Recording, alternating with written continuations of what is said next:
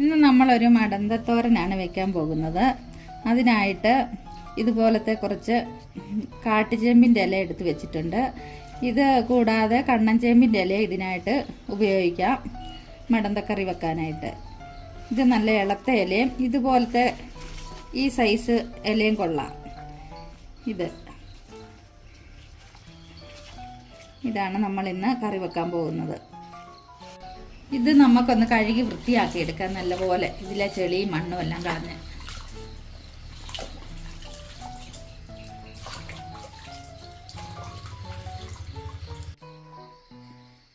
ഇത് നമ്മൾ കഴുകി എടുത്ത് വെച്ചിട്ടുണ്ട്. ഇതിനി നമുക്ക് ചെറുതായിട്ട് മുറിച്ചിട്ട് ഇതൊന്ന് ചുരുട്ടിയെടുക്കണം, കെട്ടി എടുക്കണം.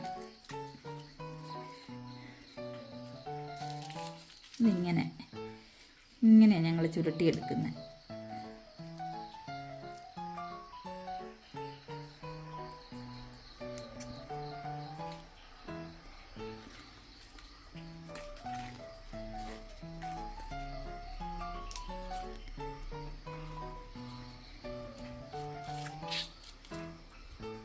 ചുരുട്ടി ഇങ്ങനെ കെട്ടിയെടുക്കണേ. ഇതൊന്ന് ചുരുട്ടിയെടുത്ത് കഴിഞ്ഞ് ഞാൻ കാണിക്കാവേ. നമ്മൾ ഈ ഇല എല്ലാം കൂടി ഇങ്ങനെ ഒന്ന് ചുരുട്ടി വെച്ചിട്ടുണ്ട്. ഇത് ഇനിയിപ്പൊ ഈ തണ്ട് നമുക്കൊന്ന് അരിഞ്ഞെടുക്കണം. അതൊന്ന് കാണിക്കാവേ എങ്ങനെയാന്നേ.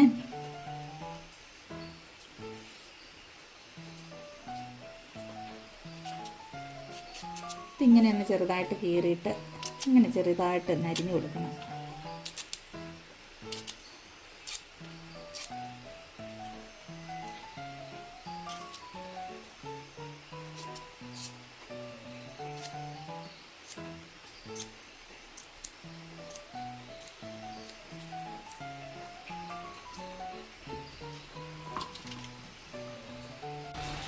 ഇതിൻ്റെ തണ്ട് മുഴുവൻ നമ്മൾ അരിഞ്ഞു വെച്ചിട്ടുണ്ട്.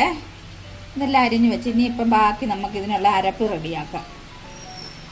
നമ്മൾ അരപ്പിനുള്ളത് തേങ്ങ ചിരവിയതും മഞ്ഞൾപ്പൊടിയും ചുമന്നുള്ളിയും പച്ചമുളകും എടുത്തിട്ടുണ്ട്. അതിൻ്റെ കൂടെ ഇതിന് ചേർക്കാനുള്ള ആവശ്യത്തിനുള്ള കുടംപുളി വെള്ളത്തിലിട്ട് വെച്ചിട്ടുണ്ട്. നമ്മൾ ഈ അരപ്പെല്ലാം റെഡിയാക്കി ചതച്ചെടുത്തുകൊണ്ട് വന്നിട്ടുണ്ട്. ഇതെന്നിട്ട് നമുക്ക് അരപ്പ് ചേർത്ത് ഈ ഇല ചുരുട്ടിയതും എല്ലാം കൂടെ കൂട്ടി നമുക്കിത് മിക്സ് ചെയ്ത് ഉപ്പ് ചേർത്ത് അടുത്ത് വെക്കണം.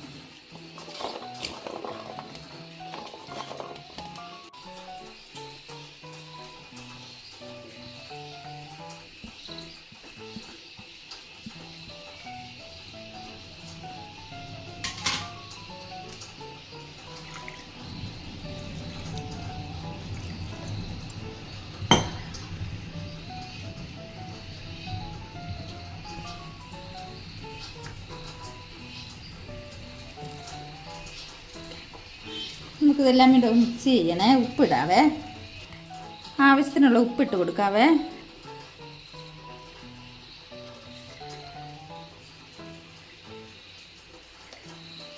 നോക്കിയിട്ട് വേണമെങ്കിൽ ചേർക്കാം നമുക്ക്.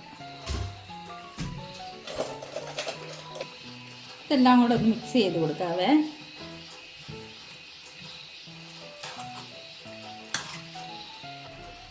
ഇത് നമ്മൾ നല്ലപോലെ മിക്സ് ചെയ്തിട്ടുണ്ട്. ഇതെല്ലാം കൂടെ നമുക്ക് ഇനി ഒന്ന് അടുപ്പിലോട്ട് വെച്ച് റെഡിയാക്കി എടുക്കാം.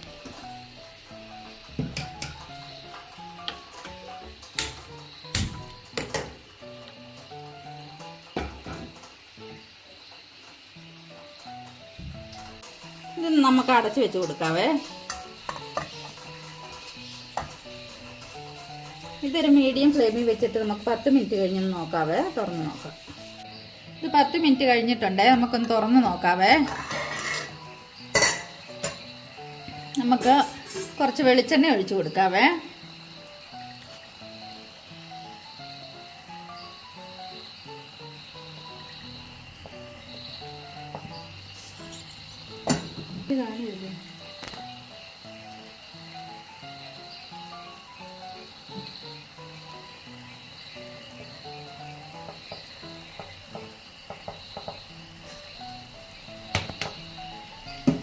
കുറച്ചുകൂടെ ഒഴിച്ചു കൊടുക്കാവേ.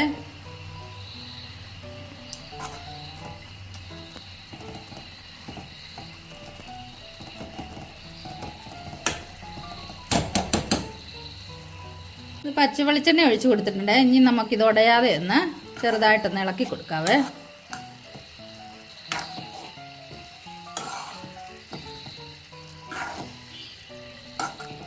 നല്ലൊരു മണമൊക്കെ വരുന്നുണ്ടേ. ഇത് ചോറിൻ്റെ കൂടെ കൂട്ടാനും ഒക്കെ നല്ല അടിപൊളിയാണേ. ഇതിനി നമുക്ക് ഫ്ലെയിം ഓഫാക്കി ഒന്ന് വാങ്ങി വെച്ചേക്കാം. നമ്മുടെ കറി ഇവിടെ റെഡി ആയിട്ടുണ്ട്.